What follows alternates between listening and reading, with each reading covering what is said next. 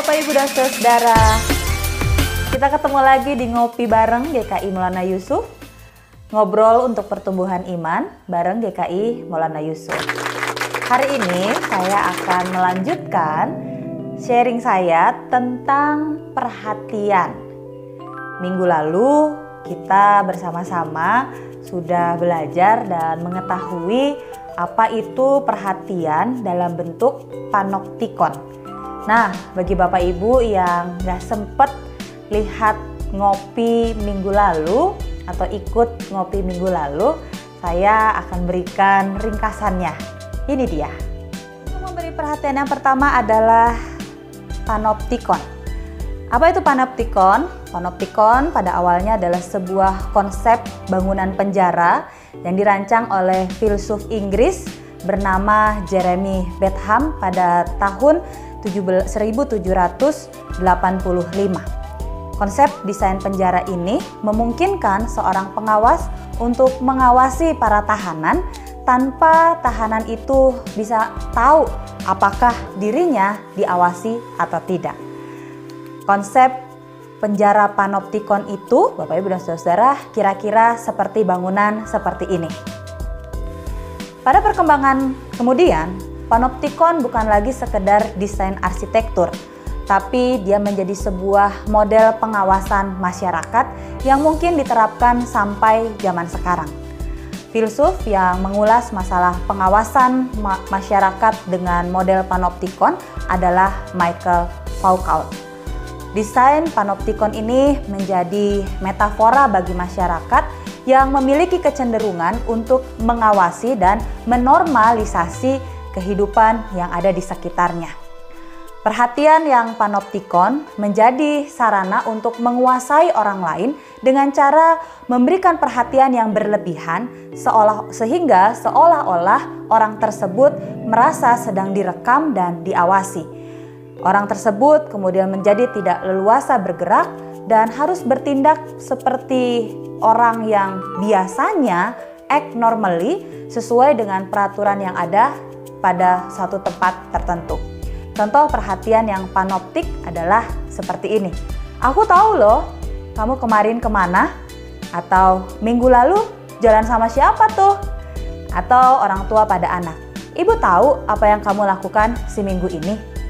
Bapak Ibu dan Saudara, memberi perhatian adalah sesuatu yang baik. Tetapi jika tidak hati-hati akan terjebak pada sikap panoptikon yang membuat orang lain tidak nyaman dan merasa diawasi. Itulah memberi perhatian yang panoptik. Bentuk perhatian yang kedua adalah kepo. Apa itu kepo?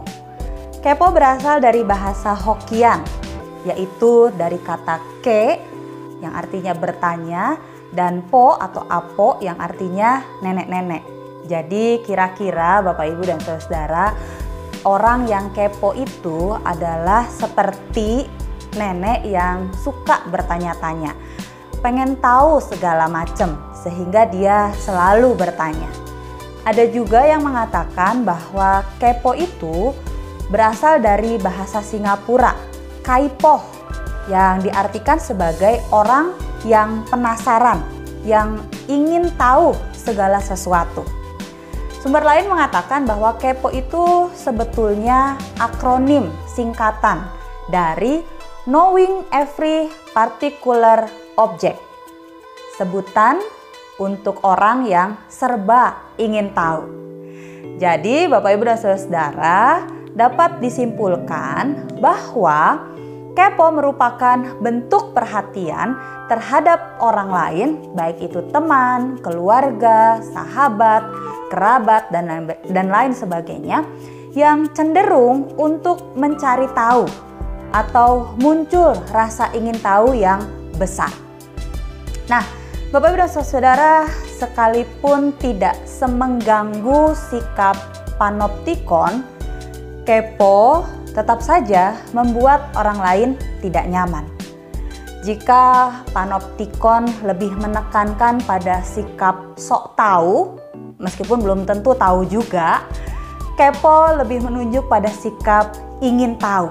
Saya memberi perhatian pada orang lain dengan cara saya penasaran, sehingga saya cari tahu dan saya bertanya ini dan itu pada orang lain tersebut, tentang kehidupan orang lain tersebut dan segala sesuatu yang berkaitan dengan orang tersebut. Memberi perhatian jika hanya dilakukan sambil lalu, sekedar basa-basi, tidak dari hati, atau hanya sekedar menjawab rasa penasaran, malah akan menjadi sesuatu yang mengganggu. Karena setelah kita tahu, setelah rasa penasaran kita terjawab, lalu apa selanjutnya? Bapak Ibu dan Saudara, orang akan merasa tidak nyaman, orang akan merasa terganggu, dan orang justru akan merasa tidak enak karena kehidupan pribadinya terusik atau diusik. Sekalipun kita berdalih mengatakan bahwa saya bertanya adalah karena saya memberi perhatian. Karena itulah bentuk perhatian saya. Ingat Bapak Ibu dan Saudara, tidak semua orang suka diperhatikan dengan ditanya-tanya seperti itu. Nah, apa contoh perhatian yang kepo? Banyak Bapak Ibu. Misalnya pernyataan-pernyataan seperti ini. Ya ampun, anaknya udah gede ya. Kapan punya adik lagi? Atau kuliahnya sudah semester berapa? Kapan lulus? Atau misalnya orang tua pada anak, Kak, yang tadi malam nganterin kamu pulang siapa sih? Bapak Ibu dan Saudara, seperti tadi dikatakan, adalah hal yang wajar jika kita punya rasa penasaran terhadap kehidupan yang lain.